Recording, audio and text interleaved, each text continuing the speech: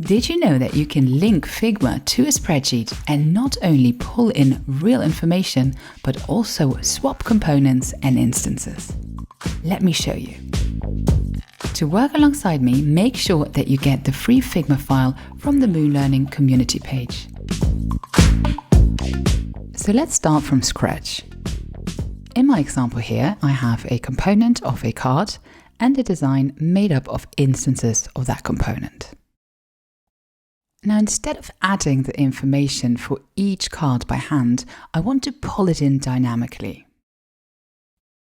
So let's jump over to our Google Sheet.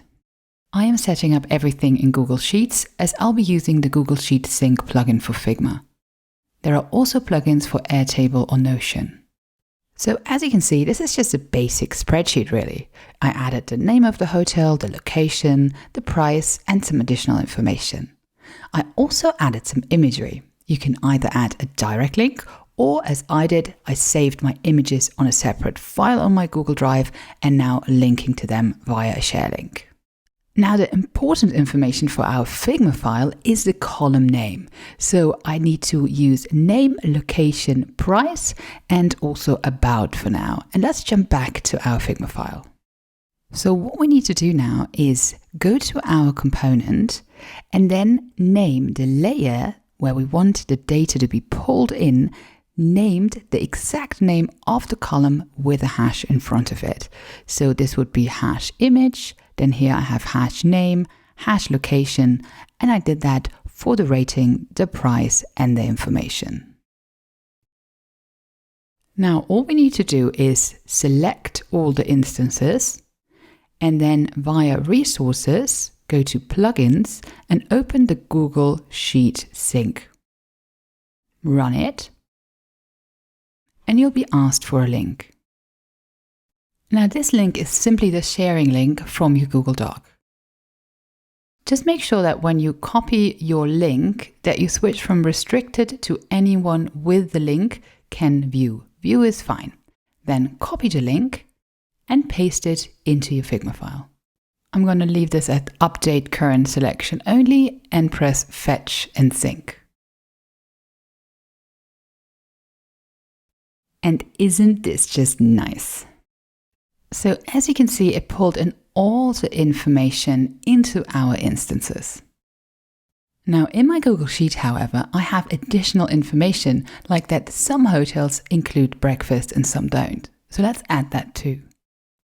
For this to work, you must use the wording show and hide in your Google Sheet. It's not going to work otherwise. So you can see that to my component, I now simply added a frame that I called hash and breakfast, and this is going to pick up the information from my Google Sheet. So all we need to do is select all our instances again, and then simply update by running the plugin again.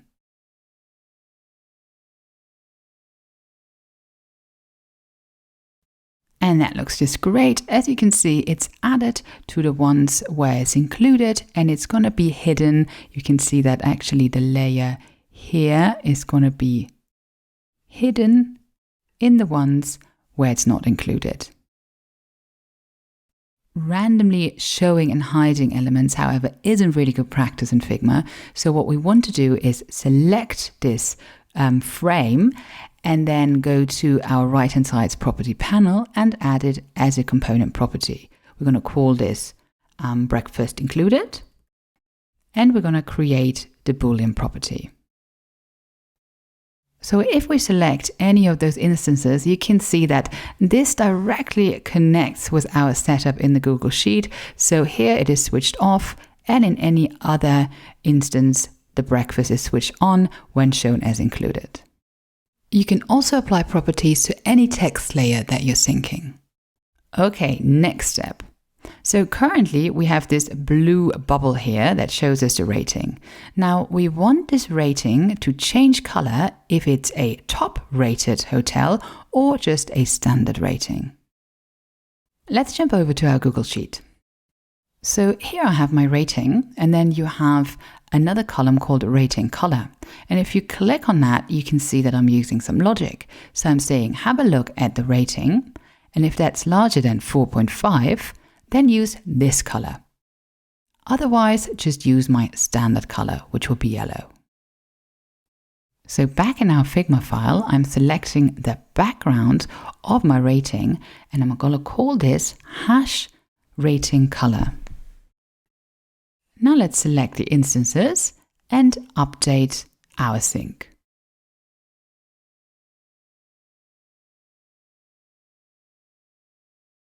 And you can see that it's picking up any rating above 4.5 as my top rated green, and all others stay as yellow. So that would work. However, I don't have any information in my Figma file now about this. So it would probably be better practice to just set up two separate components for top rated and standard and then switch them in dynamically. Now in my Google Sheet, I have just that. It's basically the same logic that I had with the color, but I'm simply using the formula to say, check the rating. If it's larger than 4.5, then call it top rated and otherwise standard. And I can now set up components or even variants using those names. So let's do that. So I added two components to my file. So one is called standard and the other top rated, just as the naming from my Google Sheet. Inside my component, I have a nested instance, and I call that hash rating status, so the name of the column. Now let's sync. So let's jump back, select all the instances, and run our Google Sync plugin.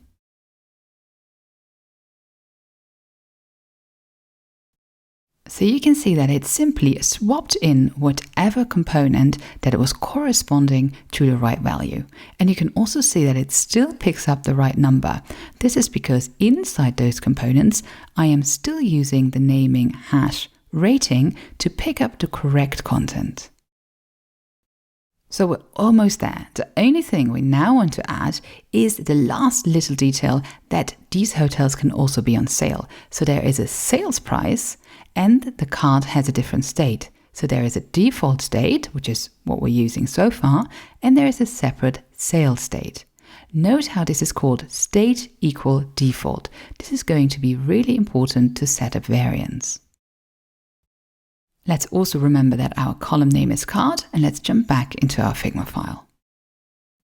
So I created a second version of the card. My first one is now called card/default, and the second one card/sale.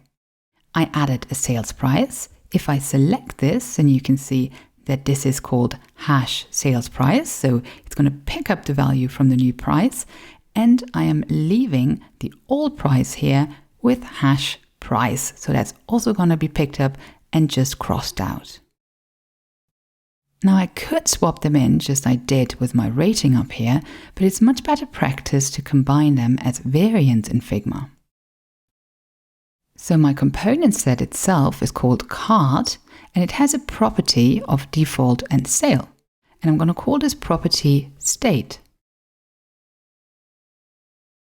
You could call this anything. The important thing is that it's the same naming convention as in your Google Sheet.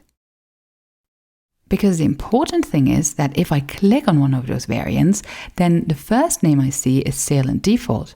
But if I click on the naming, then the actual naming in Figma is actually state, so property 1, whatever you named it, equals and then the name.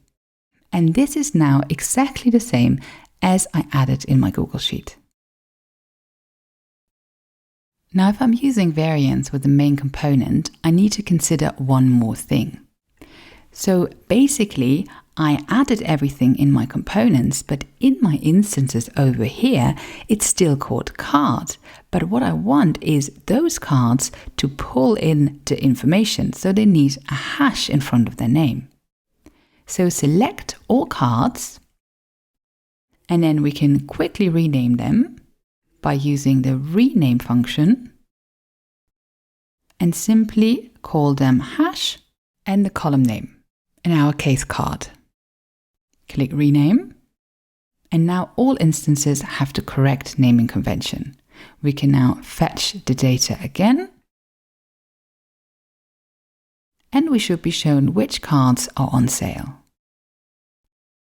So as you can see, with a simple spreadsheet, we can use actual data and pulling it into Figma, respecting component properties, variants, and swapping. If you like this video, hit the subscribe button. There is more coming. Also make sure to visit moolearning.io, where you find all my courses on UX, UI, and Figma.